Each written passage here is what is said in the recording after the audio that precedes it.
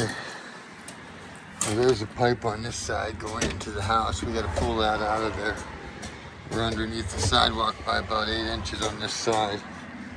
This side we're about 15 inches in. He's in there right now. Get that pipe coming across.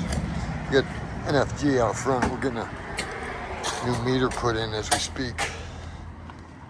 And he's trying to find a curb box right there. Now's the time.